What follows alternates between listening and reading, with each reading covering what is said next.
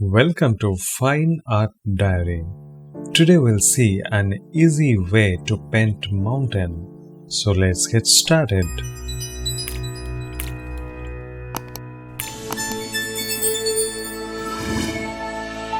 Today the surface I am using is a 14 by 20 10-ounce canvas board. I am starting with ultramarine blue and crimson and a touch of white. You can see it is going to be a purple dominated painting. I am starting with the base color. For this particular painting, I am going to create several layers. So this is going to be the base layer.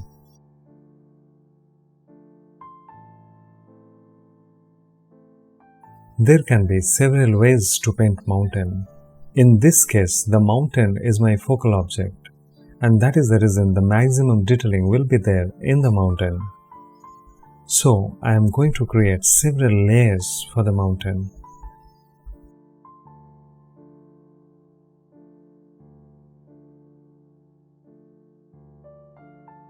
Here you can see my base color is purple, and in that I am adding sometime crimson and sometime yellow to it, and I am getting a variation of the same color. So from the blue I am shifting to purple, and from that I am shifting to yellow, and then maybe I will shift to kind of orange color, and it will create a variation starting from the base layer.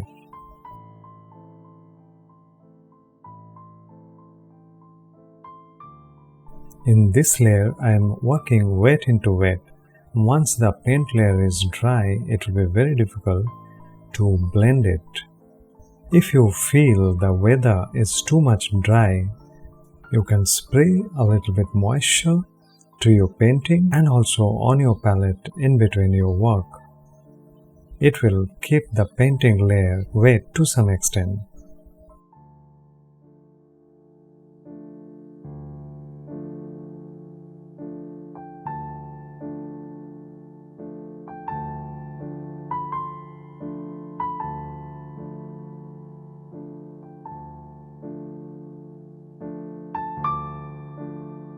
Here you can see how it is becoming darker towards the bottom. It is going to help us towards the later stage of the painting. Now here in the base layer itself I am trying to give the hints of the mid-ground. I am playing with the same purple color, but this time the value is different and I am using a little bit more blue into it. In my palette I am using two blues. One is ultramarine blue, one is cobalt blue. Whenever you are mixing a blue with the red to make a purple, you should use ultramarine blue because ultramarine blue is towards the red, and the areas you want to exaggerate the blue hue, the cobalt blue can be mixed in those areas.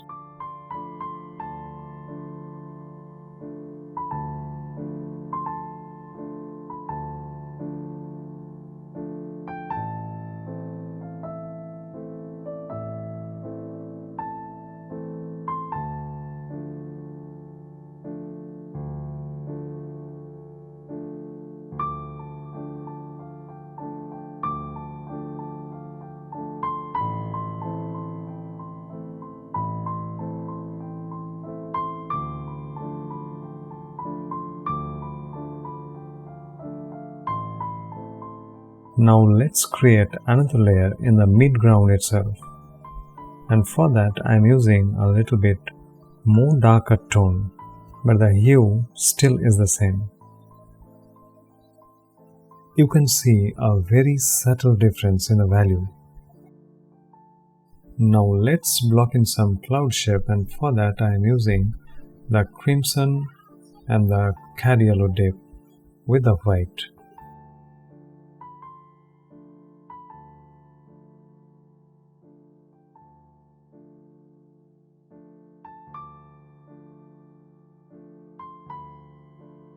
In this particular painting, the clouds are not my focal object, so I will just give the hints of the cloud and will not do too much of detailing to it. I am quickly blocking some cloud shapes.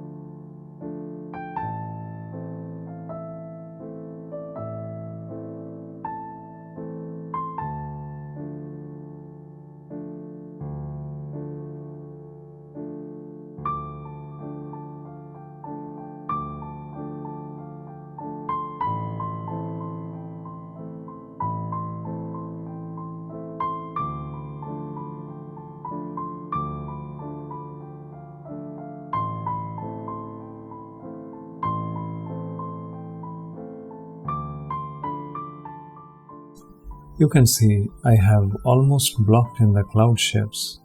Now let's paint some areas the sky is visible through the clouds. This is the first layer for the cloud shapes. After blocking the mountain, I will come back to the clouds and I will refine some cloud shapes later on. Now this is the time to paint the mountain, and for that I am taking crimson, cadmium yellow deep and mixing with white. My plan is to paint the light first. So I will paint the entire light shape first and then I will move forward to paint the shadows. So this will be the first layer, the block-in layer of the mountain. There will be light shapes and the shadows. It will be the first layer, and later on I will come back and will break these two shapes and will be creating smaller shapes of mid-tones, and like that we can block in the entire mountain.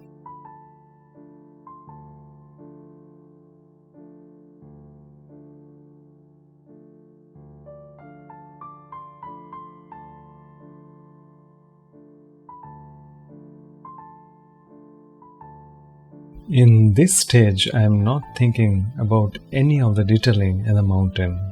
Though because it is the focal object, I have to do detailing in these areas, but right now I am not thinking anything about the detailing. I am only thinking the light shapes, and later on I am going to do the shadow shapes.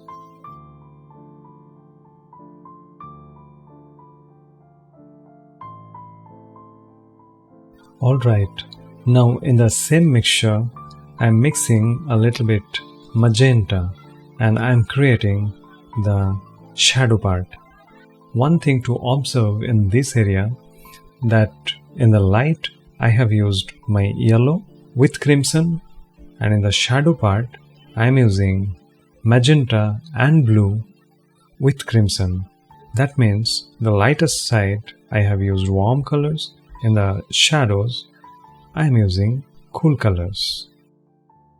We don't have to be very precise because later on we'll come back to all these areas to break the shape once again. So roughly I'm just blocking my shadow part right now.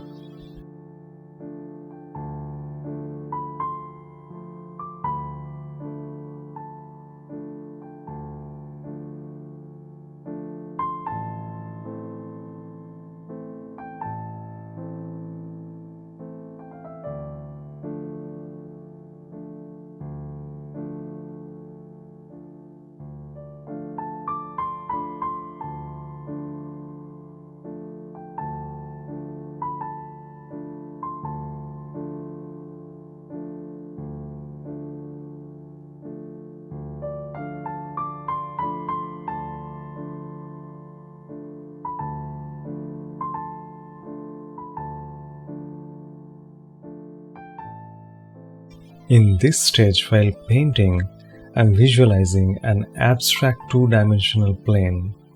I am not thinking too much about the mountain shape, but I am just looking at the shadows and the light shapes.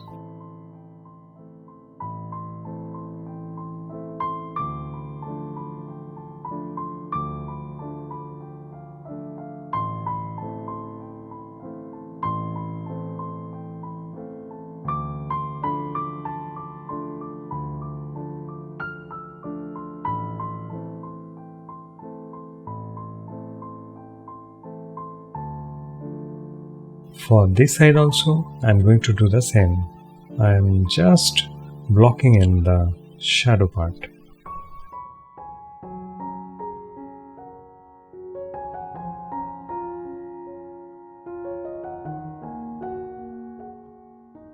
Now I am redefining the shadow areas because this entire area is in shadow.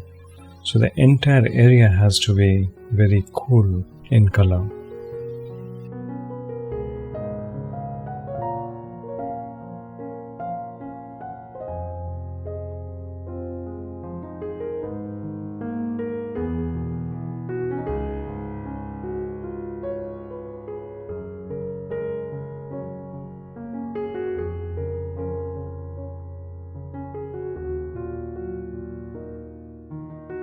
If we want to exaggerate the light of the mountain, the background has to be a little more darker.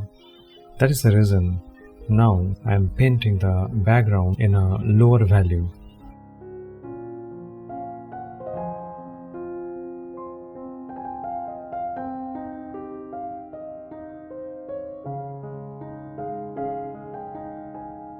To add the sense of depth and distance, the entire mountain should not be similarly sharp. Some of the shadow areas should be very blurred and some of the light areas should be very sharp. And that's how we compose our edges. And this is the reason I'm scumbling a darker value on some of the areas of the shadow.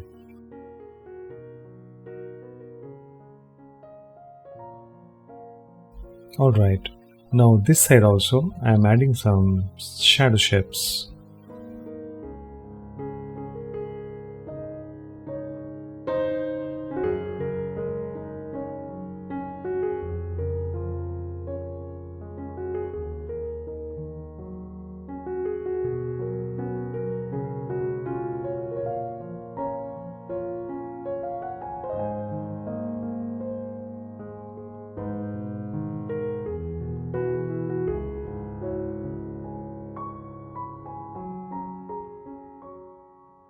Now let's add the dark part in the lighter side.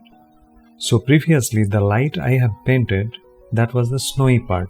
Now this part is the rocky area. Though this is dark, it is in the lighter side. That is the reason we have to paint it warm.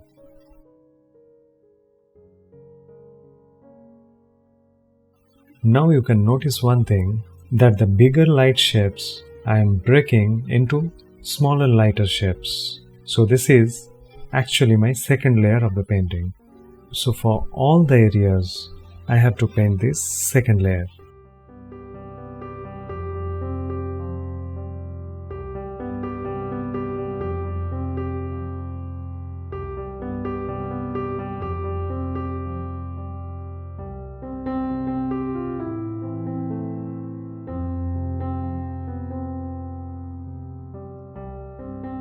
That's alright. Now I am adding smaller lighter parts in the snowy area. That means I have started breaking the snowy part also into smaller lighter areas.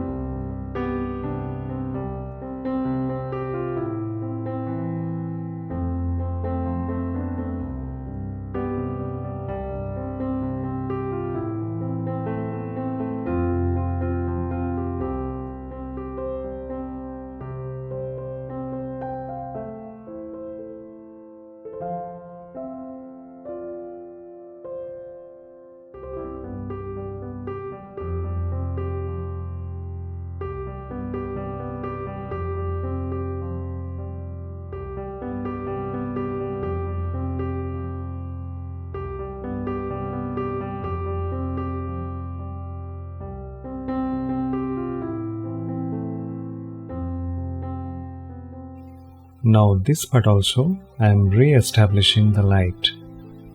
As I discussed previously, some of the lighter parts will be sharp and rest shadowy area will be very blurred.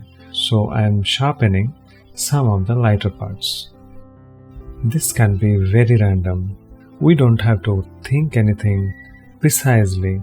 We just need to remember the concept and need to work accordingly. In this kind of natural objects, the individual shapes will not matter too much. If we are working according to the concept, there will be the maximum possibility of a successful painting.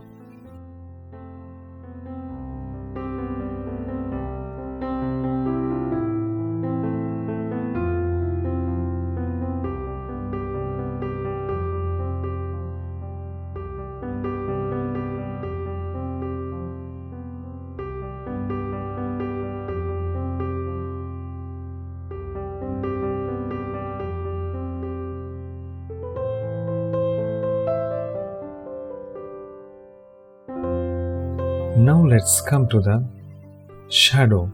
Over here, the snowy part has to be much more brighter and cool because it is at the shadowy part.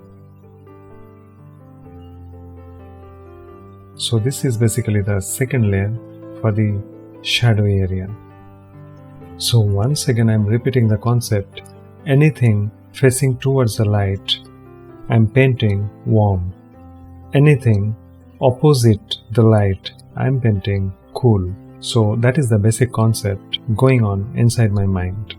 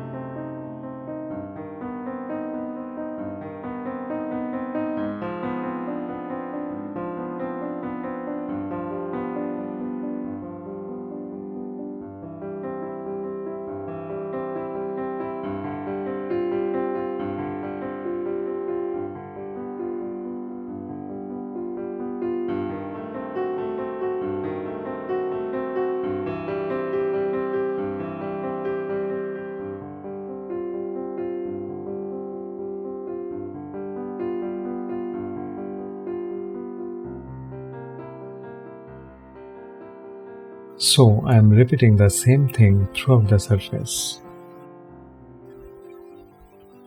Now re-establishing some of the shadow pattern. Here and there we can add some detailing to the shadowy part.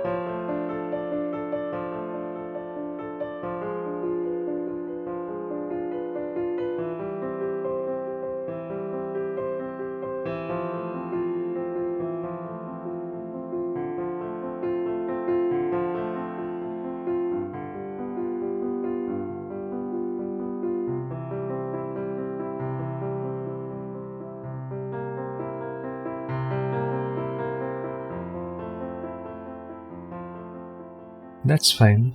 Now let's crumble a cool dark tone on the shadow to exaggerate the shadows. Now let's establish some of the clouds which are colliding with the mountain and creating a misty atmosphere. You can see in the clouds also I am trying to create a volume with the light and shadow pattern.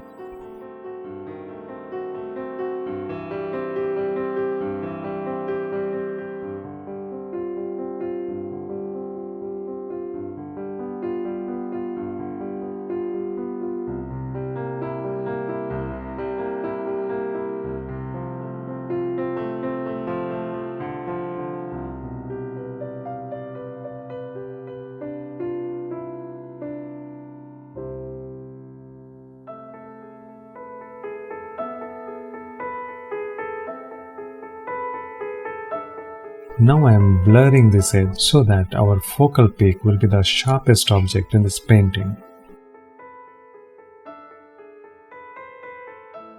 Similarly, I am creating a glaze of white to unify the entire lighter part.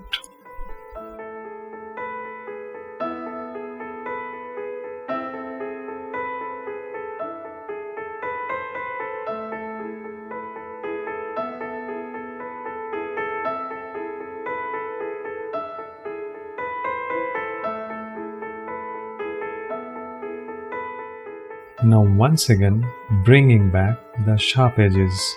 We don't have to do it all the areas, but here and there.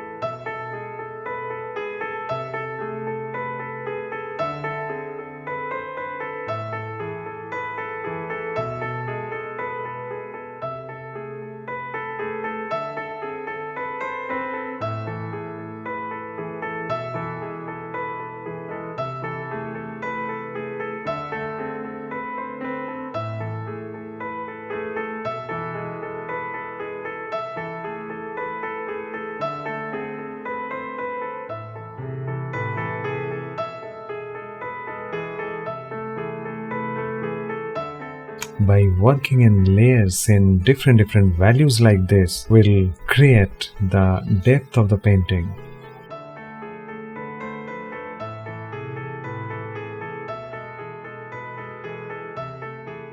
Alright, now let's come to the midground, and in this layer I will scumble some of the blue color in the shadows.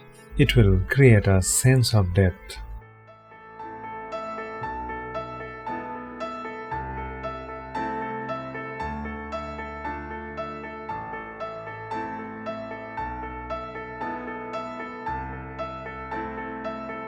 Here I am also creating some small heighted peaks so that in the midground also we can get maybe 2-3 layers. Now I am blocking in the foreground, and it has to be quite dark in value because this area is not getting the direct sunlight.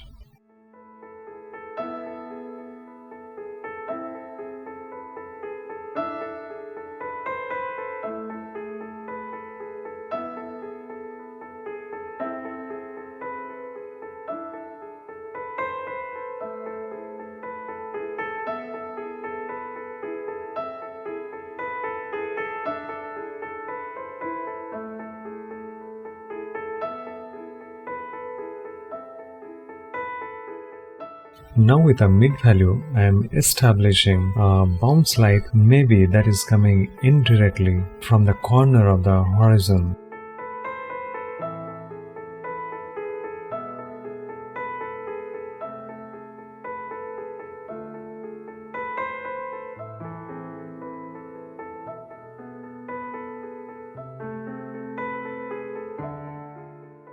Now it's time to paint the foreground trees. I have taken a quite dark color for this, and randomly I'm drawing the leaves of the trees. For this I have mixed ultramarine blue, crimson and a touch of Payne's grey. you can see it has to be very random. And this is going to be the final layer, because this is the foreground and not our focal object, so I am not going to do any detailing into it.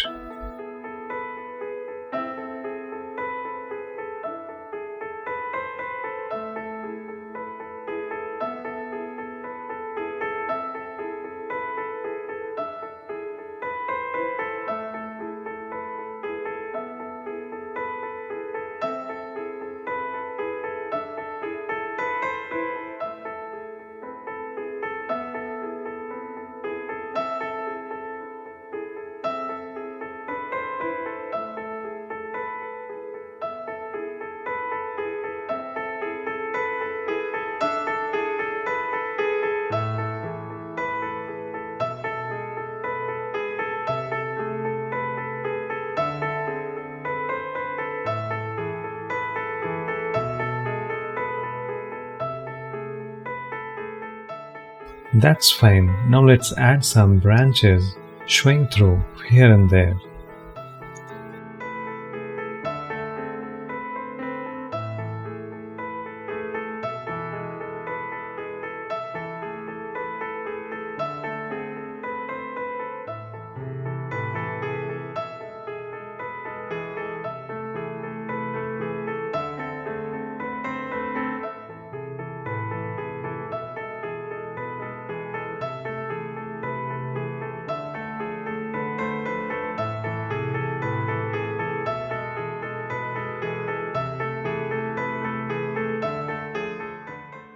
This side also you have to do the same thing, only through the brushwork you can block in the foreground trees.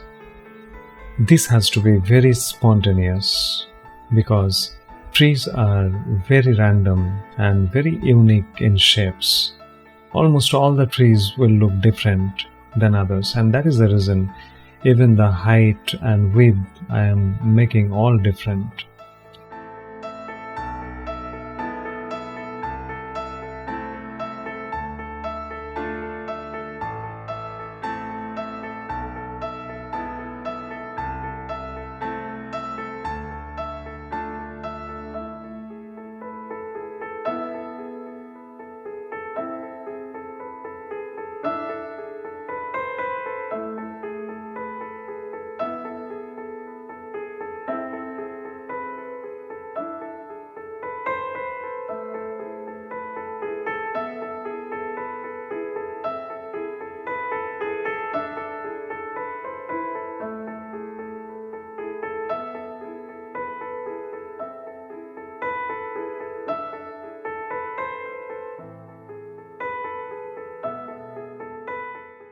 We are almost done with this painting, only the final touches here and there.